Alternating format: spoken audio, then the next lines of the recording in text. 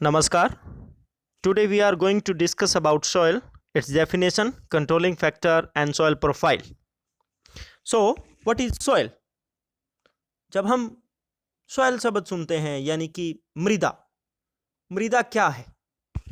मृदा पृथ्वी की जो सबसे ऊपरी परत है जिस पे हम खेती कर रहे हैं, रह रहे हैं, जो हमें सबसे ऊपर से दिखाई देती है, जो ये पतली परत है, इसको हम क्या कहते हैं? मृदा कहते हैं। पृथ्वी की जो ये सबसे ऊपरी परत, जो पतली परत है, ये बहुत ही लंबी प्रक्रिया का परिणाम है और इस पतली परत को बनने में हजारों लाखों साल लगे हैं। ये जो परत है, ये बहुत सारे खनिज पदार्थों, जो पौधों के, जानवरों के जो गले सड़े अवशेष हैं, वो भी इसमें मिले हुए हैं। जीवित जो बैक्टीरिया है, वो भी इसमें पाए जाते हैं। पानी, हवा, इन सब का ये मिश्रण है। क्योंकि कोई भी मृदा जो है, उसका जो निर्माण है, वो एक निश्चित क्षेत्र में पाई जाने वाली जो प्राकृतिक दशाएं हैं, the natural conditions which are found in a particular location, वो उनका परिणाम है। क्योंकि जो मृदा है, अब आप देखोगे भारत के अंदर भी अगर हम देखें तो विभिन्न प्रकार की मृदाएं पाई जाती हैं। अब वो अलग अलग क्यों हैं, वो इसी बात पर निर्भर करती है कि उन सभी जगहों पर अलग प्रकार की प्राकृतिक दशाएं हैं और वही दशाएं मृदा के प्रकार, उसके निर्माण की प्रक्रिया, उसकी अवधि, उसको प्रभावित कर रही है। अब एक बात आती है कि जो मृदा बनती है, उसके बनने की जो प्रक्रिया है, वो जो प्रोसेस है, उसको हम क्या कहते हैं? उसको कहते हैं पेडोजेनेसिस, यानी कि the process of soil formation is known as pedogenesis. और जो एक नेवर एंडिंग प्रोसेस है, कंटिन्यूस है, लॉन्ग प्रोसेस है, यानी कि जो कभी भी खत्म नहीं होने वाली प्रक्रिया है, यानी कि इसमें कोई बाधा नहीं आती है, कोई ब्रेक नहीं आती है, लगातार मृदा के निर्माण की प्रक्रिया चलती रहती है। ये सब जगह एक समान नहीं है, अलग अलग क्षेत्रों में मृदा के निर्माण की प्रक्रिया अलग अलग है, जो पूरा साल, सदियों से, कालांतर से जो चली आ रही है। अब बात आती है कि जो मृदा है, हम इसको क्यों पढ़ रहे हैं, हम इसके बारे में क्यों डिस्कस कर रहे हैं? देखा जाए तो जो मिट्टी है, मृदा है, वो मानव जीवन का, यानी कि या ये कह लो कि जो जीवन है उसका एक अभिन्न अंग है और पृथ्वी के ऊपर जो जीवन चक्र है वो इसके चारों तरफ घूम रहा है।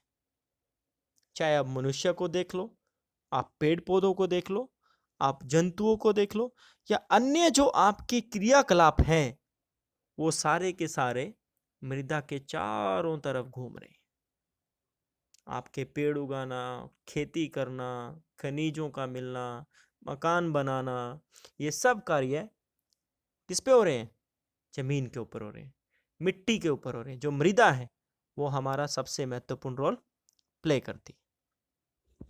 अब बात आती है कि जो मृदाएं हैं, हमें पता है कि भारत के अंदर विभिन्न प्रकार की मृदाएं पाई जाती है। पूरी पृथ्वी के ऊपर विभिन्न प्रकार की मृदाएं पाई जाती है। ये मृदाएं रंग में, कणों के आकार में, आयु में, मिनरल्स जो हैं, उनकी मोटाई जो है कि मृदा परिच्छेदिका की मोटाई कितनी है, यानी कि वो एक दूसरे से भिन्न है। क्या है? एक दूसरे से भिन्न है। यानी कि मृदा निर्माण को प्रभावित करने वाले कारक कौन कौन से हैं? जो सबसे पहला कारण है कि जो मृदा को प्रभावित करता है कि वो मृदा किस प्रकार की होगी, कितनी उपजाऊ होगी, उसका रंग कैसा होगा, उसमें कौन से मिनरल्स होंगे, इन सब बातों को जो प्रभावित करता है वो पेरेंट मटेरियल करता है, यानी कि मूल चट्टान, जिसको आधारी चट्टान या बेडरॉक, इन सब नामों से हम उसको जानते हैं। क्योंकि जो पेरेंट मटेरियल है वो किसको निर्धारित करता है कि कलर ऑफ द सॉइल, कि उस मिट्टी का कलर कैसा होगा। जैसे कोई काली मिट्टी है, कोई लाल मिट्टी है, कोई पीली है, कोई लेटराइट है, कोई भूरी है, उसमें कौन से खनिज होंगे।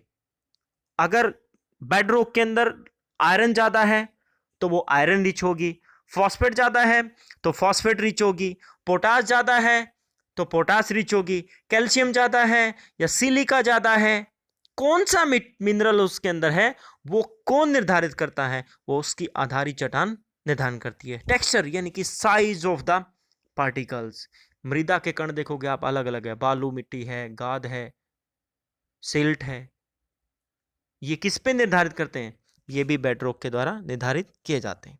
बट जो पेरेंट मटेरियल है वो सॉइल फॉर्मेशन का सक्रिय कारक नहीं है, यानी कि एक्टिव कंट्रोलिंग फैक्टर नहीं है, वो एक निष्क्रिय कारक है। अब होता क्या है कि जो पेरेंट मटेरियल है ये दो प्रकार का होता है, एक जो अपक्षित पदार्थ है और दूसरा जो परिवहन करके लाया गया है। अब इसको कैसे समझेंगे। परिवहन वाला बड़ा सिंपल सा है। भारत में जो जलोढ़ मृदा है वो ट्रांसपोर्टेड मटेरियल से बनी है, यानी कि जो नदियां हैं वो अपने साथ क्या करती है, जलोढ़ को बहाकर लेके आती है, और फिर जहां पर कोई गहरा बाग आता है उनकी धारा धीमी हो जाती है, बहाव धीमा हो जाता है, तो उन बहाकर लाए गए जलोढ़ को वो जमा कर देती है। तो जलोढ़ मृदा का जो मूल चट्टान है या जो उसका जो पेरेंट मटेरियल है वो क्या है, बहाकर लाई गई मिट्टी। अन्य जो चट्टाने हैं वो क्या है, वो वेदर्ड मटेरियल है। कोई चट्टान का बड़ा सा पिंड है, समय के साथ विभिन्न प्रकार की जलवायु परिस्थितियों के कारण उसमें दरारें आ जाती है, चटकना शुरू हो जाता है, और वो जो आधार चट्टान है वो चटक कर पहले बड़े बड़े खंडों में विभाजित होती है और धीरे धीरे धीरे फिर उसके छोटे टुकड़ों में और फिर और महीन टुकड़ों में वो बढ़ जाती है, और जब उसमें ह्यूमस मिल जाता है तो वो मृदा का रूप ले लेती है। दूसरा जो मृदा का निर्माण है वो डिपेंड करता है कि जो टेक्सचर क्या है, उसका स्ट्रक्चर क्या है, यानी कि जो कण है, कणों का आकार कितना है, जो डिपोजिशन हुआ है पार्टिकल्स का, उनका स्ट्रक्चर कैसा है, वो किस फॉर्म में वो वहां पर जमा हुए हैं, लेयर्ड में हैं या नहीं। नेक्स्ट क्या है कि जो मृदा जो निर्माण हो रही है जिसमें पेरेंट मटेरियल जो रोल प्ले कर रहा है, वो दूसरा कितनी जल्दी वो बनेगी, वो नेचर ऑफ पेरेंट रॉक पे भी है। यानी कि जो मूल चट्टान है वो कठोर है या नरम है, जितनी ज़्यादा कठोर होगी उसका अपक्षय उतना ही देरी से होगा, जो नरम होगी उसका अपक्षय उतनी ही जल्दी से हो जाएगा। और मृदा परिच्छेदिका की जो मोटाई है वो भी आधारी चट्टान निर्धारित करती है। जहां कठोर चट्टानें होगी वहां मृदा परिच्छेदिका की जो मोटाई है वो कम होगी, लेकिन जहां चट्टानें आसानी से अपक्षित हो जाएगी, टूट जाएगी, चटक जाएगी, वहां मृदा परिच्छेदिका की मोटाई उतनी ही ज्यादा होती है। जो नई चट्टानें हैं, जो मृदा है जिनका निर्माण कुछ वर्षों पहले ही हुआ है, यहां वर्षों का संबंध एक दो वर्ष नहीं है, जो हजारों लाखों साल पहले हुई है, यानी कि जो नई उम्र की है, वो डायरेक्ट एसोसिएशन दिखाती है अपनी मूल चट्टान से। यानी कि उन्होंने अभी भी अपनी जो मूल चट्टान है उसकी प्रॉपर्टीज को अभी भी धारण किए हुए हैं, उसके गुणों को अभी भी धारण किए हुए हैं। जो पुरानी चट्टानें मिट्टी होती है, मृदा होती है, वो अपनी मूल जो चट्टान है उसके गुणों को धीरे धीरे धीरे छोड़ देती है, लेकिन जो नई मृदा होती है वो बहुत लंबे समय तक, काफी समय तक अपनी जो मूल चट्टान है, जो पेरेंट मटेरियल है, उसके गुणों को धारण किए हुए रखती है। तो अलग अलग प्रकार के जो सॉइल कवर हैं वो बेडरॉक पे निर्भर करते हैं। बहुत बार क्या होता है कि एक ही बेडरॉक से, यानी कि एक ही चट्टान से अलग अलग मृदाओं का निर्माण हो जाता है, और बहुत बार अलग अलग मूल चट्टानों से एक प्रकार की मृदाओं का निर्माण भी हो जाता है। सेकंड जो फैक्टर है वो रिलीफ यानी कि टोपोग्राफी, यह भी मृदा के निर्माण की प्रक्रिया को प्रभावित करता है। यानी कि जो आपकी मूल चट्टान है वो मैदानी भागों में है या वो पहाड़ी भागों में है, उसकी ढाल कैसी है वो भी मृदा के निर्माण की प्रक्रिया को प्रभावित करती है। मूल चट्टान की तरह जो ऊंचावच है,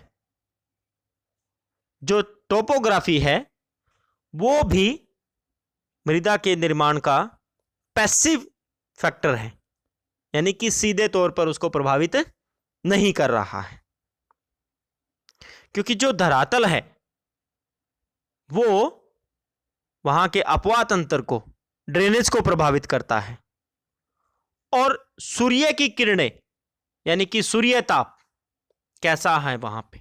सामान्यतः आप देखोगे जो समतल मैदान होते हैं वहां पर सूर्य का ताप आ रहा है, वो ज्यादा प्रभावित करता है मृदा के निर्माण की प्रक्रिया को। जहां तिरछी ढाल होगी वहां भी सूर्य की किरणें टकराएंगी और टकराकर ज्यादा मात्रा में वायुमंडल में जाएगी, यानी कि वो मृदा निर्माण की प्रक्रिया को उतना ज्यादा प्रभावित नहीं करते हैं। इसलिए आप देखोगे जो समतल भाग होते हैं वहां पर मृदा की मोटाई ज्यादा होती है, जबकि जो तिरछी ढाल होती है वहां पर मृदा की मोटाई कम होती है। दूसरा, मैदानी भागों में जो मृदा है वो अच्छे से निर्मित होती है, और ढाल वाले में यानी कि पहाड़ी क्षेत्र में आप देखोगे, माउंटेन रीजन्स में जो मृदा है उनकी परिच्छेदिका पतली होती है और उनका निर्माण उतने अच्छे से नहीं हुआ होता, क्योंकि खड़ी ढालों पर बारिश होने पे या ढाल के कारण गुरुत्वाकर्षण शक्ति ज्यादा होने के कारण वहां पे अपर्दन ज्यादा होता है, मृदा का संचलन ज्यादा होता है, वो नीचे की तरफ खिसक जाती है, जबकि मैदानी भागों में इस प्रकार की कोई समस्या उत्पन्न नहीं होती। इसका जो सबसे अच्छा उदाहरण जो दिया गया भारत के संदर्भ में वो चंबल नदी में है, क्योंकि वहां का जो ढाल है वो समतल नहीं है। चंबल में जो मृदा का निर्माण हुआ है वो उत्खात भूमि है, यानी कि वहां ड्रेनेज पैटर्न ऐसा है कि उसने मृदा को काट काट के वहां पे गहरी खाइयों का निर्माण कर दिया है। इसी प्रकार से प्लेटू रीजन में अगर आप देखोगे वहां पर भी मृदा की परिच्छेदिका जो है, मृदा जो है उसका निर्माण बहुत अच्छे से नहीं होता। वहां पे सैलो का मतलब होता है बहुत ज्यादा मोटी नहीं है, यानी कि मध्यम आकार की मृदा की परतें वहां पे पाई जाती है, बहुत ज्यादा मोटी मृदा की परतें वहां पे नहीं पाई जाती है।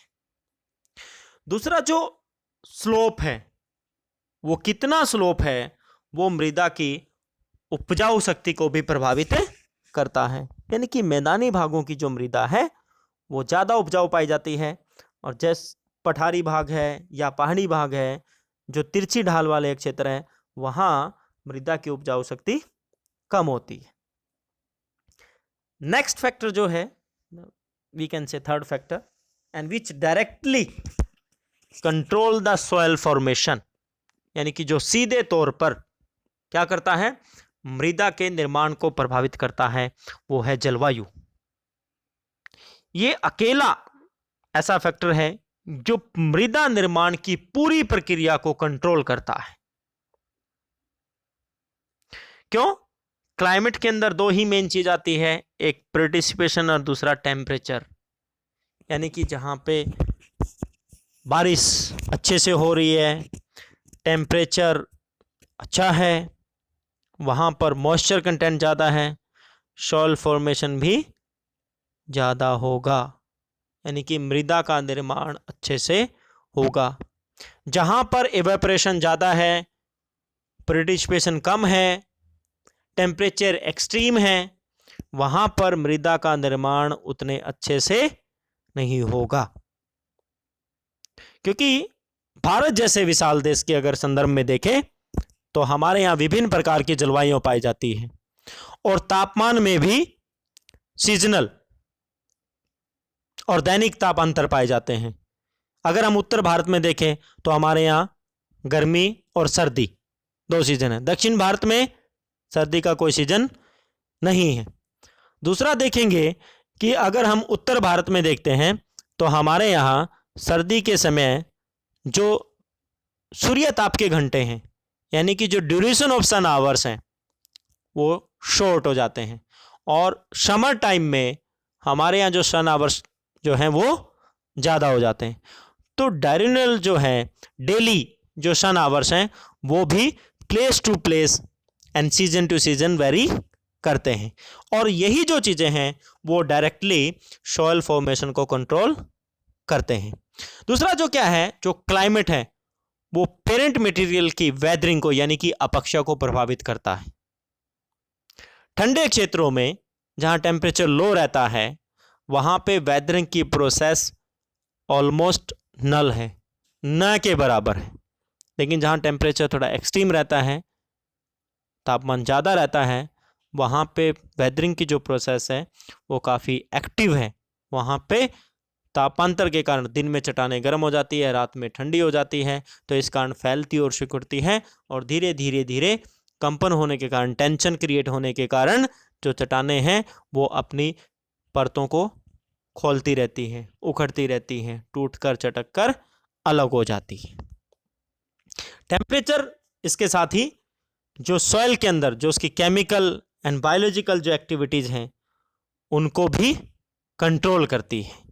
एक्सट्रीम टेम्परेचर जो होगा यानी कि या तो बहुत ज़्यादा गर्म टेम्परेचर होगा या बहुत ज़्यादा ठंडा टेम्परेचर होगा, तब वहाँ पे केमिकल एक्टिविटीज़ नहीं होगी, बैक्टीरिया एक्टिव नहीं होगा। जैसे राजस्थान है हमारा, बहुत हाई टेम्परेचर रहता है, वहाँ पे बैक्टीरियल एक्टिविटी लो है। हमारा लेह लद्दाख है, कोल्ड रीजन्स जो हैं वहाँ पे टेम्परेचर लो रहता है, वहाँ भी जो बैक्टीरियल एक्टिविटी है वो लो हो जाती है। लेकिन जहाँ पर मीडियम टेम्परेचर है वहाँ पर सॉइल फॉर्मेशन की जो प्रोसेस है, या यूँ कह लो कि जो मीन टेम्परेचर के जो एरिया हैं वहाँ पर मृदा का निर्माण अच्छे तरीके से होता है। नेक्स्ट पॉइंट जो है वो है टाइम एंड नेचुरल वेजिटेशन। किसी भी मिट्टी को बनने में एक निश्चित समय लगता है, वो मृदा के प्रकार के अनुसार अलग अलग है। जैसे कि जलोढ़ मृदा को बनने में अलग समय लगा है, काली मृदा को बनने में अलग समय लगा है, बालू मृदा को बनने में अलग समय लगा है। तो जो समय है वो भी मृदा निर्माण का एक मेजर कंट्रोलिंग फैक्टर है, क्योंकि कोई भी मृदा कितने लंबे समय में बन के तैयार हुई है, कि द ड्यूरेशन ऑफ टाइम। कोई मृदा 100 साल में बन के तैयार हुई है, कोई 500 साल में बन के तैयार हुई है, तो कोई 1000 साल में या 1 लाख साल में बन के तैयार हुई है।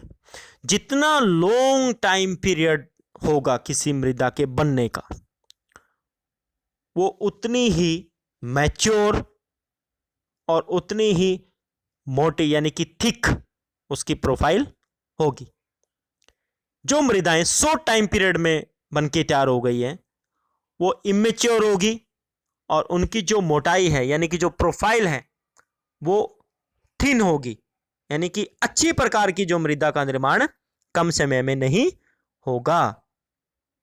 क्योंकि जो पूर्ली डेवलप्ड सॉइल है उनमें आपको लेयर्ड नहीं मिलती है और कुछ होराइजन मिस हो जाते हैं, यानी कि मृदा परिच्छेदिका अच्छे से निर्मित नहीं हो पाती है जो कम समय में बनती है। वैसे जो हम पहले बता चुके हैं कि मृदा निर्माण की जो प्रक्रिया है उसमें जो लगने वाला समय है वो फिक्स नहीं है कि कोई भी मृदा एक इतने निश्चित समय में बनकर वो तैयार हो जाएगी कि ये 100 साल में बन के तैयार हो जाएगी, ये 50 साल में बन के तैयार हो जाएगी, 1000 लाख साल में बन के तैयार हो जाएगी, कि कोई डिफिनिट टाइम पीरियड नहीं होता है। बट टाइम जो ड्यूरेशन है वो मृदा निर्माण का एक महत्वपूर्ण कारक माना गया है। वेजिटेशन, आप देखोगे बहुत सारी मृदाएं हैं जिनमें वनस्पति के अवशेष पाए जाते हैं, पर कुछ मृदाएं ऐसी है जिनमें बिल्कुल भी वनस्पति नहीं है, और कुछ मृदाएं ऐसी हैं जिनमें बहुत ज़्यादा वनस्पति पाई जाती है, और कुछ मृदाएं ऐसी हैं जिनमें सामान्य प्रकार के वनस्पति के अवशेष पाए जाते हैं। या यूँ कहें कि जैसे राजस्थान में जो बालू मिट्टी है वहाँ वनस्पति की कमी है, तो बालू मृदा के अंदर वनस्पति के अवशेष बिल्कुल भी नहीं पाए जाते हैं। लेकिन जो वन मृदा है या पहाड़ी मृदा आप कह लो, उसको माउंटेन सॉइल कहोगे, वहाँ पर वनस्पति की अधिकता के कारण मृदा के अंदर वनस्पति के अवशेष आप आसानी से पहचान सकते हो। वो आपको नग्न आंखों से आप उसके अंदर आइडेंटिफाई कर सकते हो। लेकिन जो वेल डेवलप्ड सॉइल होगी, यानी कि जहाँ पे सामान्य वनस्पति होगी, वहाँ पर अच्छे से डीके होके वनस्पति के जो अवशेष हैं वो उसके अंदर मिल जाते हैं, और जिन्हें आप नंगी आंखों से पहचान नहीं सकते हो। बट जो नेचुरल वेजिटेशन है या वनस्पति है, ह्यूमस है, वो मृदा के निर्माण में महत्वपूर्ण क्यों माना गया है? क्योंकि सामान्यतः उसी मृदा को उपजाऊ माना गया है जिसमें वनस्पति के अवशेष एक प्रचुर मात्रा के अंदर मिक्स होते हैं। वो क्या करते हैं? वो मृदा की उपजाऊ शक्ति को बढ़ा देते हैं। तो इसलिए जो नेचुरल वेजिटेशन है वो सॉइल की फर्टिलिटी को कंट्रोल करता है। अब हम बात करते हैं मृदा परिच्छेदिका की, सॉइल प्रोफाइल, यानी कि अगर हम जमीन की खुदाई करें, उसको डिग अप करें from top to bottom, how many layers of different horizons are found, and these layers are known as horizon. जो हमारी मिट्टी है, अगर हम उसको ऊपर से लेके गहराई तक खुदाई करेंगे तो हमें जमीन के अंदर अलग अलग परतें पाई जाएंगी, और इन परतों को हम क्या कहते हैं? होराइजन्स बोलते हैं। और अरेंजमेंट ऑफ होराइजन, यानी कि जो ये अलग अलग लेयर्स हैं, इनका जो अरेंजमेंट है उसको हम बोलते हैं मृदा परिच्छेदिका, यानी कि soil profile.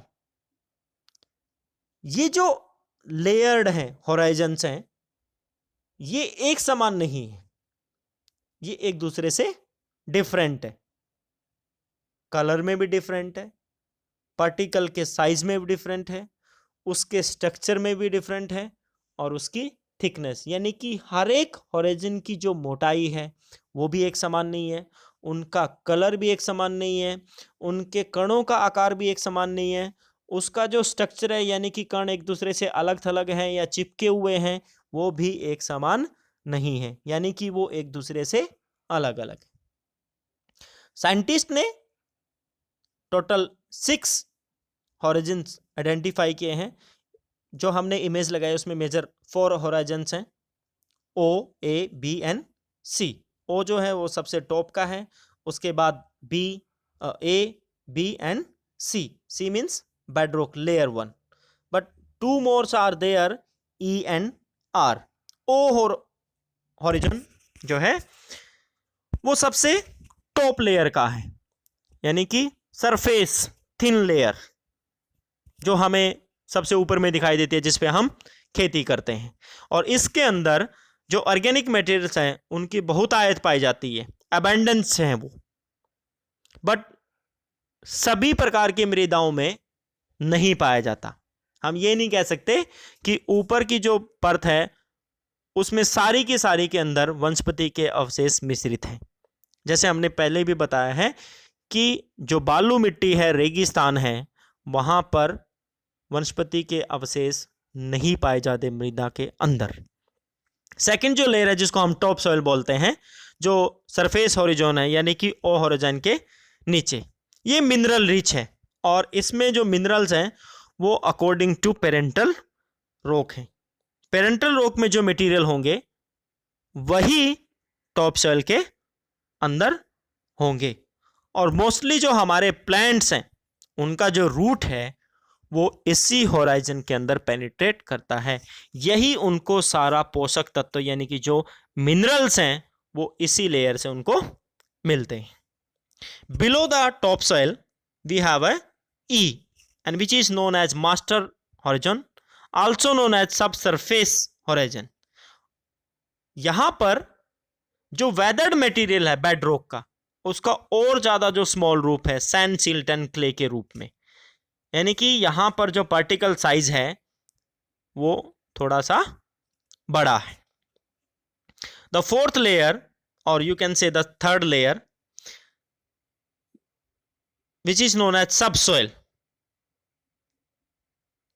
This is weathered material, this is weathered material, particle size is in large form, and this subsoil mostly found in old and forest soil, either in older soil or in forest soil.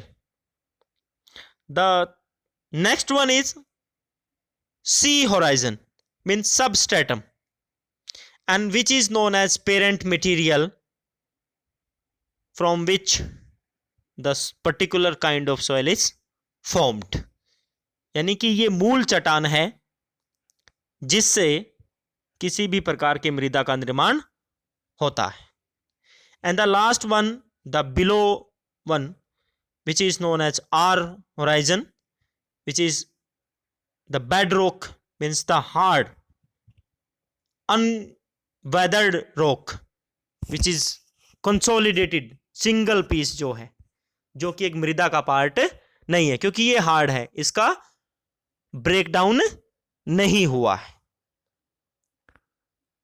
तो ये है हमारा soil profile in the form of horizons, means O A E B C and R. This is the layered structure of the soil from top to bottom, कैसे जो मृदा है उसका निर्माण हुआ है। यानी कि एक मूल चट्टान है, एक पिंड है आधारी चट्टान, धीरे धीरे विभिन्न प्रकार की क्लाइमेटिक कंडीशंस में उसके ऊपर वो वर्क करती है और फिर उसका ब्रेक डाउन होता है। पहले वो बड़े बड़े सीलखंड के रूप में टुकड़ों में टूटती है, फिर वो और छोटे टुकड़ों में टूटती है और सबसे ऊपर में और महीन कणों में होकर सैंड और सिल्ट और क्ले में वो कन्वर्ट हो जाती है, और जब उसके अंदर ह्यूमस मिक्स हो जाता है तो वो सॉइल का रूप ले लेती है। तो ये है हमारा सॉइल, उसका definition, controlling factor and soil profile. So here the question comes, then what is soil, and describe about the controlling factor of soil formation. A small question can come also about the soil profile. What is soil profile? Describe about the different horizons or about the soil profile. Thank you.